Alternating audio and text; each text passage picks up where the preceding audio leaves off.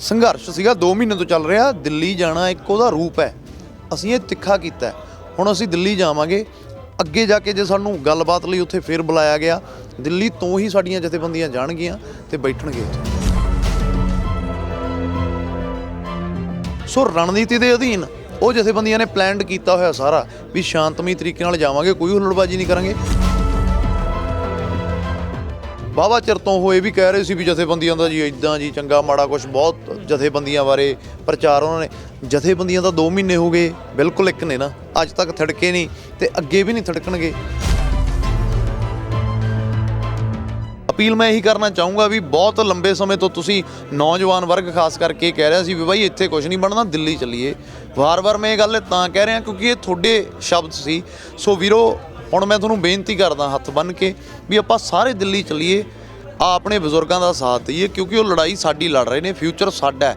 ਉਹਨਾਂ ਦੀ ਉਮਰ ਤਾਂ ਲੰਘ ਗਈ, ਉਹਨਾਂ ਨੇ ਤਾਂ ਹੰਢਾ ਲਈ। ਸੋ ਅੱਜ ਲੋੜ ਆਪਣੀ ਹੈ, ਆਪਾਂ ਉਹਨਾਂ ਦੇ ਮੋਢੇ ਨਾਲ ਮੋਢਾ ਲਾ ਕੇ ਚੱਲੀਏ, ਉਹਨਾਂ ਤੋਂ ਸਲਾਹ ਲੈ ਕੇ ਤੇ ਜੋਸ਼ ਅੱਗੇ ਅਪਣਾਓ।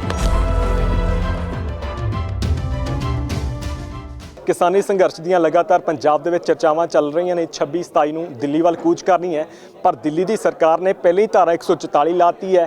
ਨਾਲ ਦੀ ਨਾਲ ਕਰੋਨਾ ਦਾ ਬਹਾਨਾ ਦੱਸਿਆ ਜਾ ਰਿਹਾ ਕਿ ਉੱਥੇ ਇਕੱਠ ਨਹੀਂ ਕਰਨੇ ਦਿੱਤੇ ਜਾਣਗੇ। ਪਰ ਨਾਲ ਦੀ ਨਾਲ ਪੰਜਾਬ ਦੇ ਵਿੱਚੋਂ ਇਸ ਵੇਲੇ ਜਿਹੜੀ ਲਹਿਰ ਹੈ ਉਹ ਸਾਫ਼ ਤੌਰ ਤੇ ਕਹਿ ਰਹੀ ਹੈ ਕਿ ਦਿੱਲੀ ਜਾਵਾਂਗੇ ਤੇ ਹੱਕ ਲੈ ਕੇ ਆਵਾਂਗੇ। ਸਾਡੇ ਨਾਲ ਜਸ ਬਾਜਵਾ ਨੇ ਵੱਖ-ਵੱਖ ਥਾਵਾਂ ਤੇ ਜਾ ਕੇ ਲੋਕਾਂ ਨੂੰ ਲਗਾਤਾਰਤਾ ਦੇ ਵਿੱਚ ਪ੍ਰੇਰਿਤ ਕਰ ਰਹੇ ਨੇ ਕਿ ਆਪਣੇ ਹੱਕਾਂ ਦੇ ਲਈ ਜੇ ਹੁਣ ਨਾ ਖੜੇ ਹੋਏ ਤਾਂ ਸੰਘਰਸ਼ ਜਿਹੜੇ ਨੇ ਉਹ ਠੰਡੇ ਪੈ ਜਾਣਗੇ। ਜਸ, ਦਿੱਲੀ ਵਾਲਾ ਕੂਚ ਕਰਨ ਦੀ ਤਿਆਰੀ ਹੈ, 26-27 ਨੂੰ ਜਾਣਾ ਹੈ, ਨੌਜਵਾਨਾਂ ਨੂੰ ਲਾਮਬੰਦ ਕਰ ਰਹੇ ਹੋ, ਤਸਵੀਰ ਕੀ ਨਜ਼ਰ ਆ ਰਹੀ ਹੈ ਇਸ ਵੇਲੇ? ਤਸਵੀਰ ਬਹੁਤ ਪੋਜ਼ਿਟਿਵ ਨਜ਼ਰ ਆ ਰਹੀ ਹੈ ਜੀ। ਪੰਜਾਬ ਹੈ ਜਿਹੜਾ ਉਹ ਪ੍ਰੋਪਰ ਤਰੀਕੇ ਤੋਂ ਜਾਗਿਆ ਪਿਛਲੇ 2-3 ਮਹੀਨੇ ਤੋਂ।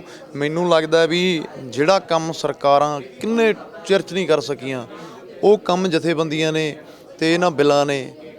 ਚੀਜ਼ਾਂ ਮਾੜੀਆਂ ਵੀ ਨੇ, ਸਾਡੇ ਲਈ ਤਾਂ ਮਾੜੇ ਨੇ, ਪਰ ਇੱਕ ਚੀਜ਼ ਚੰਗੀ ਇਹ ਹੋ ਗਈ ਵੀ ਪੰਜਾਬ ਇਕੱਠਾ ਕਰਤਾ ਇੱਕ ਮੰਚ ਤੇ, ਚਾਹੇ ਉਹ ਸਰਕਾਰਾਂ ਹੋਣ, ਚਾਹੇ ਉਹ ਜਥੇਬੰਦੀਆਂ ਹੋਣ, ਚਾਹੇ ਉਹ ਯੂਥ, ਕੋਈ ਵੀ ਵਰਗ ਹੋਵੇ।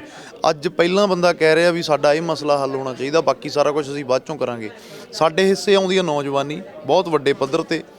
ਸੋ ਅਸੀਂ ਨੌਜਵਾਨੀ ਨੂੰ ਲਾਮਬੰਦ ਕਰ ਰਹੇ ਹਾਂ ਕਿਉਂਕਿ ਬਾਈ ਜੀ ਜਦੋਂ ਅਸੀਂ ਇਹ ਸੰਘਰਸ਼ ਸ਼ੁਰੂ ਕੀਤਾ ਉਦੋਂ ਜਿਹੜਾ ਨੌਜਵਾਨ ਆ ਬਹੁਤ ਵੱਡੇ ਪੱਧਰ 'ਤੇ ਉਹਦੀ ਇਹ ਆਵਾਜ਼ ਸੀ ਵੀ ਬਾਈ ਇੱਥੇ ਕੁਝ ਨਹੀਂ ਹੋਣਾ, ਦਿੱਲੀ ਚੱਲੀਏ। ਐਗਜ਼ੈਕਟ ਉਹਦੀ ਵਰਡਿੰਗ ਸੀ ਇਹ। ਸਾਨੂੰ ਲੱਗਦਾ ਸੀ ਵੀ ਇਹ ਜਲਦਬਾਜ਼ੀ ਹੈ ਹਲੇ ਵੀ ਅੱਜ ਹੀ ਅਸੀਂ ਦਿੱਲੀ ਜਾਵਾਂਗੇ।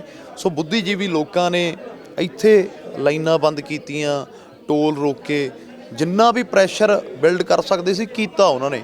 ਸੋ ਉਹਦਾ ਫਰਕ ਵੀ ਪਿਆ। ਲੋਕ ਤਾਂ ਕਹਿ ਰਹੇ ਨੇ ਨਾ ਵੀ ਕੋਈ ਫਰਕ ਨਹੀਂ ਪਿਆ, ਦਿੱਲੀ ਦੇ ਕੰਨ 'ਤੇ ਜੂੰ ਨਹੀਂ ਸਰਕੀ, ਪਰ ਉਹ ਅੰਦਰੋਂ ਬਹੁਤ ਟੁੱਟ ਚੁੱਕੇ ਨੇ। ਬਹੁਤ ਕੁਝ ਹੋ ਗਿਆ ਉੱਥੇ, ਉਹ ਬੌਂਦਲੇ ਹੋਏ ਆ। ਸੋ ਹੁਣ ਜਿਹੜੀ ਸੰਘਰਸ਼ ਦੀ ਅਗਲੀ ਰਣਨੀਤੀ ਹੈ ਉਹ ਵੇਲਾ ਆ ਗਿਆ ਦਿੱਲੀ ਜਾਣ ਦਾ। ਜਿਹੜੇ ਵੀਰ ਬਹੁਤ ਵੱਡੇ ਪੱਧਰ 'ਤੇ ਕਹਿ ਰਹੇ ਸੀ ਵੀ ਬਾਈ ਜੀ ਇੱਥੇ ਕੁਝ ਨਹੀਂ ਬਣਨਾ, ਦਿੱਲੀ ਚੱਲੀਏ, ਹੁਣ ਉਹਨਾਂ ਨੂੰ ਅਪੀਲ ਕੀਤੀ ਹੈ ਕਿ ਉਹ ਵੇਲਾ ਆ ਗਿਆ, ਹੁਣ ਆਪਾਂ ਦਿੱਲੀ ਜਾਵਾਂਗੇ। ਜਿਵੇਂ ਵੀ ਜਥੇਬੰਦੀਆਂ ਨੇ ਸਾਡੀ ਡਿਊਟੀ ਲਾਈ ਕਿ ਅੱਜ ਜਾਣਾ, ਕੱਲ੍ਹ ਨੂੰ ਜਾਣਾ, ਕਿਹੜੇ ਰੂਪ 'ਚ ਜਾਣਾ, ਅਸੀਂ ਉਵੇਂ ਉਹਨਾਂ ਦੇ ਨਾਲ ਚੱਲਣ ਨੂੰ ਤਿਆਰ ਹਾਂ ਜੀ। ਜਸ, ਕਿਵੇਂ ਦੇਖਦੇ ਹੋ ਬੀਜੇਪੀ ਦੇ ਆਗੂ ਲਗਾਤਾਰ ਸਭ ਤੋਂ ਵੱਡੀਆਂ ਗੱਲਾਂ ਇਹੀ ਆਖ ਰਹੇ ਨੇ ਕਿ ਜਿਹੜੀ ਬਿਹਾਰ ਦੇ ਵਿੱਚ ਜਿੱਤ ਹੋਈ ਹੈ ਉਹ ਸਿੱਧੇ ਤੌਰ ਤੇ ਉਹਨਾਂ ਲੋਕਾਂ ਦੇ ਮੂੰਹ ਤੇ ਚਪੇੜ ਹੈ ਜਿਹੜੇ ਸੰਘਰਸ਼ ਕਰਕੇ ਲੋਕਾਂ ਨੂੰ ਤੇ ਕਿਸਾਨਾਂ ਨੂੰ ਗੁੰਮਰਾਹ ਕਰ ਰਹੇ ਨੇ।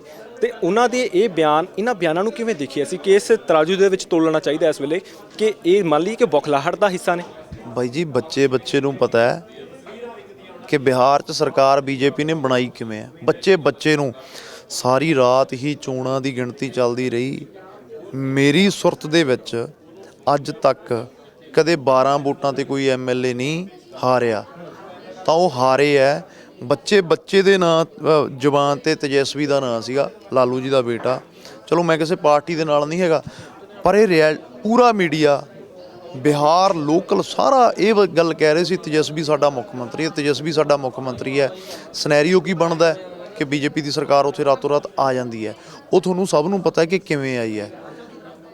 ਉਹ EVM ਦਾ ਫੈਕਟ ਚੱਲਿਆ ਉੱਥੇ ਸਿੱਧੇ ਤੌਰ 'ਤੇ ਜਿਹੜਾ ਚੱਲਿਆ। ਬਿਹਾਰ ਇਲੈਕਸ਼ਨ ਤੋਂ ਪਹਿਲਾਂ ਸਾਡੇ ਨਾਲ ਬੀਜੇਪੀ ਦੇ ਵੱਡੇ ਜਿਹੜੇ ਲੀਡਰ ਸੀ, ਜਥੇਬੰਦੀਆਂ ਨੇ ਇੰਨਾ ਪ੍ਰੈਸ਼ਰਾਈਜ਼ ਕਰਤਾ ਸੀਗਾ, ਬੈਠਣ ਨੂੰ ਤਿਆਰ ਸੀਗੇ ਉਹ ਕਿਸਾਨਾਂ ਦੇ ਨਾਲ। ਜਦੋਂ ਬਿਹਾਰ ਦੀ ਇਲੈਕਸ਼ਨ ਹੋ ਗਈ ਅਤੇ ਉਹ ਜਿੱਤ ਗਏ, ਉਦੋਂ ਬਾਅਦ 'ਚੋਂ ਵੱਡੇ ਲੀਡਰ ਵਿੱਚੋਂ ਸਕਿਪ ਹੋ ਗਏ। ਉਹ ਕਹਿੰਦੇ ਜੀ ਨਹੀਂ ਜੀ ਤੁਹਾਡੇ ਨਾਲ ਤਾਂ ਜੀ ਆਹ ਬੈਠਣਗੇ, ਉਹ ਬੈਠਣਗੇ। ਚਲੋ ਅਸੀਂ ਫਿਰ ਵੀ ਉੱਥੇ ਗਏ, ਗੱਲਬਾਤ ਕਰਕੇ ਆਏ। ਹੁਣ ਜਿੰਨੀ ਵਾਰੀ ਉਹ ਮੀਟਿੰਗ ਲਈ ਬੁਲਾ ਰਹੇ ਆ, ਜਾਣਾ ਵੀ ਸਾਡਾ ਫਰਜ਼ ਬਣਦਾ ਕਿਉਂਕਿ ਗੱਲ ਹੈ ਜਿਹੜੀ ਉਹ ਬਹਿ ਕੇ ਹੀ ਹੋਊਗੀ। ਪਰ ਉਹਦੇ ਨਾਲ ਅਸੀਂ ਆਪ ਦਾ ਜਿਹੜਾ ਸੰਘਰਸ਼ ਆ ਉਹਦੇ ਤੋਂ ਪਿੱਛੇ ਨਹੀਂ ਹਟ ਰਹੇ, ਦਿਨੋਂ ਦਿਨ ਉਹਨੂੰ ਤਿੱਖਾ ਕਰ ਰਹੇ ਹਾਂ।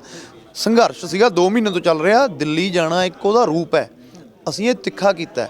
ਹੁਣ ਅਸੀਂ ਦਿੱਲੀ ਜਾਵਾਂਗੇ, ਅੱਗੇ ਜਾ ਕੇ ਜੇ ਸਾਨੂੰ ਗੱਲਬਾਤ ਲਈ ਉੱਥੇ ਫਿਰ ਬੁਲਾਇਆ ਗਿਆ, ਦਿੱਲੀ ਤੋਂ ਹੀ ਸਾਡੀਆਂ ਜਥੇਬੰਦੀਆਂ ਜਾਣਗੀਆਂ ਤੇ ਬੈਠਣਗੇ ਉੱਥੇ।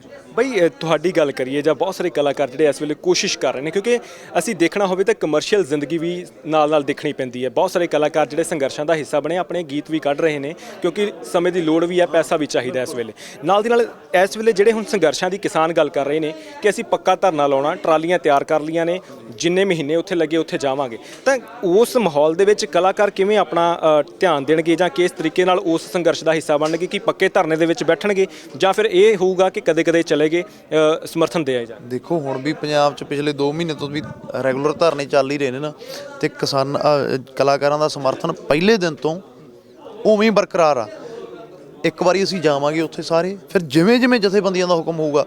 ਇਹ ਤਾਂ ਹੋਊਗਾ ਨਹੀਂ ਜੇ 4 ਮਹੀਨੇ ਸਾਨੂੰ ਮੰਨ ਲਓ ਉੱਥੇ ਰੁਕਣਾ ਪੈ ਗਿਆ। ਸਪੋਜ਼ ਕਰੋ ਪੰਜਾਬ ਐਡਾ ਵੱਡਾ 22 ਜ਼ਿਲ੍ਹੇ ਆ, ਤੇ ਤੁਸੀਂ ਇਹ ਦੇਖੋ ਵੀ ਅਸੀਂ ਫਿਰ ਡਿਊਟੀਆਂ ਵੰਡ ਲਾਂਗੇ ਵੀ ਅੱਜ ਆਹ ਜ਼ਿਲ੍ਹੇ ਵਾਲੇ ਆ ਗਏ, ਤੁਸੀਂ ਇੱਥੇ 15 ਦਿਨ ਰਹੇ, ਅੱਜ ਫਲਾਣੇ ਜ਼ਿਲ੍ਹੇ ਵਾਲੇ ਆ ਗਏ। ਇੱਕ ਪਿੰਡ 'ਚੋਂ ਜੇ 500 ਵੋਟ ਆ, ਸਪੋਜ਼ ਕਰੋ 100 ਬੰਦਾ ਅੱਜ ਚਲੇ ਗਿਆ, 10 ਦਿਨ ਰੁਕਿਆ, ਤਾਂ ਵੀ ਇੱਕ ਬੰਦੇ ਦੀ ਜਿਹੜੀ ਵਾਰੀ ਆ ਉਹ 20ਵੇਂ ਦਿਨ ਆਉਂਦੀ ਆ। ਸੋ ਰਣਨੀਤੀ ਦੇ ਅਧੀਨ ਉਹ ਜਥੇਬੰਦੀਆਂ ਨੇ ਪਲਾਨਡ ਕੀਤਾ ਹੋਇਆ ਸਾਰਾ ਵੀ ਸ਼ਾਂਤਮਈ ਤਰੀਕੇ ਨਾਲ ਜਾਵਾਂਗੇ, ਕੋਈ ਹੁੱਲੜਬਾਜ਼ੀ ਨਹੀਂ ਕਰਾਂਗੇ। ਉਵੇਂ ਹੀ ਅਸੀਂ ਜਿਹੜੇ ਕਲਾਕਾਰ ਵਰਗ ਆ ਸਾਡਾ, ਜਿਵੇਂ ਜਿਵੇਂ ਜਥੇਬੰਦੀਆਂ ਸਾਡੀ ਡਿਊਟੀ ਲਾਉਣਗੀਆਂ ਵੀ ਤੁਸੀਂ ਅੱਜ ਆਉਣਾ, ਤੁਸੀਂ ਕੱਲ੍ਹ ਨੂੰ ਆਉਣਾ, ਅੱਧੀ ਰਾਤ ਨੂੰ ਆਉਣਾ, ਦੁਪਹਿਰੇ ਆਉਣਾ, ਉਵੇਂ ਉਵੇਂ ਅਸੀਂ ਉਹਨਾਂ ਦੇ ਨਾਲ ਸਮਰਥਨ ਕਰਕੇ ਚੱਲਾਂਗੇ ਜਿਵੇਂ ਹੁਣ ਤੱਕ ਚੱਲ ਰਹੇ ਹਾਂ। ਆਖਰੀ ਸਵਾਲ ਤੁਹਾਡੇ ਕੋਲ, ਕਿਉਂਕਿ ਇਸ ਵੇਲੇ ਜਿਸ ਤਰੀਕੇ ਨਾਲ ਸੰਘਰਸ਼ ਚੱਲ ਰਿਹਾ, ਚੰਗਾ ਚੱਲ ਰਿਹਾ, ਵਿੱਚ ਗੱਲਾਂ ਇਹ ਵੀ ਚੱਲ ਰਹੀਆਂ ਕਿ ਆਪਸ ਦੇ ਵਿੱਚ ਮਨਮੁਟਾਵ ਵੀ ਹੁੰਦੇ ਰਹੇ ਨੇ ਇਸ ਵੇਲੇ, ਕਿਉਂਕਿ ਹੁਣ ਵਾਰੀ ਆ ਗਈ ਹੈ ਦਿੱਲੀ ਵੱਲੋਂ ਕੂਚ ਕਰਨ ਦੀ। ਦੀਪ ਸਿੱਧੂ ਅਲੱਗ ਸ਼ੰਭੂ ਮੋਰਚੇ ਤੇ ਧਰਨਾ ਲਾ ਕੇ ਬੈਠੇ ਨੇ, ਕਿ ਦੀਪ ਸਿੱਧੂ ਵੀ ਨਾਲ ਜਾ ਰਹੇ ਨੇ, ਰਾਬਤਾ ਹੋ ਰਿਹਾ, ਤੁਹਾਡਾ ਗੱਲਬਾਤ ਹੋ ਰਹੀ ਹੈ, ਜਾਂ ਫਿਰ ਉਹ ਹਲੇ ਆਪਣੀ ਰਣਨੀਤੀ ਦੇ ਤਹਿਤ ਚੱਲ ਰਹੇ ਨੇ ਤੇ ਜਸ ਹੋਣੀ ਜਾਂ ਲੱਖਾ ਸਿਧਾਣਾ ਹੋਣੀ ਆਪਣੀ ਰਣਨੀਤੀ ਦੇ ਤਹਿਤ ਚੱਲ ਰਹੇ ਨੇ, ਕੋਈ ਜਾਂ ਆਪਸ ਵਿੱਚ ਤਾਲਮੇਲ ਬਣਿਆ? ਦੇਖੋ ਮੈਨੂੰ ਨਹੀਂ ਲੱਗਦਾ ਵੀ ਜਦੋਂ ਗੱਲ ਪੰਜਾਬ ਦੀ ਆ ਗਈ, ਠੀਕ ਹੈ, ਪੰਜਾਬ ਦੇ ਉਹਨਾਂ ਨੇ ਹੋਰ ਬੜੇ ਮੁੱਦੇ ਚੱਕੇ, ਉਹ ਵੀ ਜਾਇਜ਼ ਨੇ, ਮੈਂ ਸਹਿਮਤ ਹਾਂ ਉਹਨਾਂ ਨਾਲ, ਪਰ ਉਹ ਸੰਘਰਸ਼ ਵੀ ਨਿਕਲਿਆ ਤਾਂ ਕਿਸਾਨੀ ਮੋਰਚੇ 'ਚੋਂ ਸੀ ਨਾ। ਸੋ ਪਹਿਲੀ ਗੱਲ ਕਿਸਾਨੀ ਦੀ ਹੋਣੀ ਚਾਹੀਦੀ ਆ, ਉਹਨਾਂ ਨੂੰ ਨਾਲ ਜਾਣਾ ਚਾਹੀਦਾ ਸਾਡੇ ਦਿੱਲੀ। ਤੇ ਰਹਿ ਗਈ ਗੱਲ ਦੂਜੀ ਕਿ ਉਹ ਵਾਹਵਾ ਚਿਰ ਤੋਂ ਹੋਏ ਵੀ ਕਹਿ ਰਹੇ ਸੀ ਵੀ ਜਥੇਬੰਦੀਆਂ ਦਾ ਜੀ ਇੱਦਾਂ ਜੀ ਚੰਗਾ ਮਾੜਾ ਕੁਛ ਬਹੁਤ ਜਥੇਬੰਦੀਆਂ ਬਾਰੇ ਪ੍ਰਚਾਰ ਉਹਨਾਂ ਨੇ। ਜਥੇਬੰਦੀਆਂ ਤਾਂ 2 ਮਹੀਨੇ ਹੋ ਗਏ ਬਿਲਕੁਲ ਇੱਕ ਨੇ ਨਾ, ਅੱਜ ਤੱਕ ਥੜਕੇ ਨਹੀਂ ਤੇ ਅੱਗੇ ਵੀ ਨਹੀਂ ਥੜਕਣਗੇ। ਸੋ ਤੁਸੀਂ ਇੱਕ ਮੌਕਾ ਤਾਂ ਦੇ ਕੇ ਦੇਖੋ ਨਾ। ਤੁਸੀਂ ਪਹਿਲਾਂ ਹੀ ਕਿਵੇਂ ਅੱਜ ਤੋਂ 2 ਮਹੀਨੇ ਪਹਿਲਾਂ ਕਈ ਬੰਦਿਆਂ ਨੇ ਕਿਹਾ ਵੀ ਇਹਨਾਂ ਨੇ ਤਾਂ 10 ਦਿਨ ਨਹੀਂ ਚੱਲਣਾ, 2 ਮਹੀਨੇ ਲੰਘੇ, ਸਟਿਲ ਚੱਲ ਰਹੇ ਆ, ਅੱਗੇ ਵੀ ਸੰਘਰਸ਼ ਨੂੰ ਤਿੱਖਾ ਕਰਨ ਦੀ ਰਣਨੀਤੀ ਬਣਾ ਰਹੇ ਆ। ਸੋ ਮੈਨੂੰ ਲੱਗਦਾ ਵੀ ਅੱਜ ਸਾਨੂੰ ਸਮਰਥਨ ਆ ਜਿਹੜਾ ਉਹ ਜਥੇਬੰਦੀਆਂ ਨੂੰ ਦੇਣਾ ਚਾਹੀਦਾ ਪ੍ਰੋਪਰ ਤੌਰ ਤੇ, ਕਿਉਂਕਿ ਸਾਰਾ ਪੰਜਾਬ, ਬਾਹਰਲੇ ਪ੍ਰਵਾਸੀ ਭਾਰਤੀ ਅੱਜ ਜਥੇਬੰਦੀਆਂ ਦੇ ਨਾਲ ਖੜੇ ਨੇ। ਪੰਜਾਬ ਚੋਂ ਇਹ ਸੰਘਰਸ਼ ਨਿਕਲ ਕੇ ਭਾਰਤ 'ਚ ਗਿਆ, ਯੂਪੀ ਆ ਰਿਹਾ, ਮੱਧ ਪ੍ਰਦੇਸ਼ ਆ ਰਿਹਾ, ਰਾਜਸਥਾਨ ਆ ਰਿਹਾ, ਮਹਾਰਾਸ਼ਟਰ ਆ ਰਿਹਾ। ਸੋ ਤੁਹਾਨੂੰ ਖਿਆਲ ਹੋਵੇ ਵੀ ਅੱਜ ਤੋਂ ਸਾਲ ਪਹਿਲਾਂ ਕਰਨਾਟਕਾ ਤੇ ਮਹਾਰਾਸ਼ਟਰ ਦੇ ਕਿਸਾਨ ਦਿੱਲੀ ਆਏ ਸੀ, ਆਪਦੀਆਂ ਮੰਗਾਂ ਲਈ ਘਰਾ ਕਰਨ ਆਏ ਸੀ, ਤੇ ਉਹਨਾਂ ਨੇ ਉੱਥੇ ਆਪਦਾ ਪਿਸ਼ਾਬ ਤੱਕ ਪੀਤਾ ਸੀ। ਇੱਕ ਸੰਕੇਤ ਦਿੱਤਾ ਸੀ ਸਰਕਾਰ ਨੂੰ ਵੀ ਸਾਨੂੰ ਕੁਝ ਵੀ ਕਰਨਾ ਪੈ ਜੇ ਅਸੀਂ ਹਿੱਲਾਂਗੇ ਨਹੀਂ। ਸੋ ਇਹ ਸੰਘਰਸ਼ ਤਾਂ ਉਦੋਂ ਵੀ ਤਿੱਖਾ ਤੇ ਉਦੋਂ ਵੱਡਾ, ਵਾਹਿਗੁਰੂ ਸੁੱਖ ਰੱਖੇ ਅਸੀਂ ਉਹਨਾਂ ਦਾ ਵੀ ਬਦਲਾ ਇਸ ਵਾਰ ਦਿੱਲੀ ਤੋਂ ਲਵਾਂਗੇ ਜਾ ਕੇ, ਵੀ ਜਿਹੜੇ ਸਾਡੇ ਕਿਸਾਨ ਦੀ ਕੋਈ ਜਾਤ ਨਹੀਂ, ਕਿਸਾਨ ਦਾ ਧਰਮ ਹੈ ਕਿਸਾਨੀ। ਜੋ ਕੁਝ ਦਿੱਲੀ ਨੇ ਉਹਨਾਂ ਨਾਲ ਕੀਤਾ ਵਿਆਜ ਸਮੇਤ ਉਹਨਾਂ ਤੋਂ ਵਾਪਸ ਲਵਾਂਗੇ ਤੇ ਇਹ ਸੰਘਰਸ਼ ਜਿੱਤ ਕੇ ਵਾਪਸ ਆਵਾਂਗੇ। 26/27 ਦੇ ਲਈ ਬਹੁਤ ਸਾਰੇ ਨੌਜਵਾਨ ਇਹ ਵੀਡੀਓ ਦੇਖ ਰਹੇ ਹੋਣੇ ਨੇ, ਅਪੀਲ ਕੀ ਕਰ ਰਹੇ? ਅਪੀਲ ਮੈਂ ਇਹੀ ਕਰਨਾ ਚਾਹੂੰਗਾ ਵੀ ਬਹੁਤ ਲੰਬੇ ਸਮੇਂ ਤੋਂ ਤੁਸੀਂ ਨੌਜਵਾਨ ਵਰਗ ਖਾਸ ਕਰਕੇ ਕਹਿ ਰਿਹਾ ਸੀ ਵੀ ਬਾਈ ਇੱਥੇ ਕੁਝ ਨਹੀਂ ਬਣਨਾ, ਦਿੱਲੀ ਚੱਲੀਏ। ਵਾਰ-ਵਾਰ ਮੈਂ ਇਹ ਗੱਲ ਤਾਂ ਕਹਿ ਰਿਹਾ ਕਿਉਂਕਿ ਇਹ ਤੁਹਾਡੇ ਸ਼ਬਦ ਸੀ।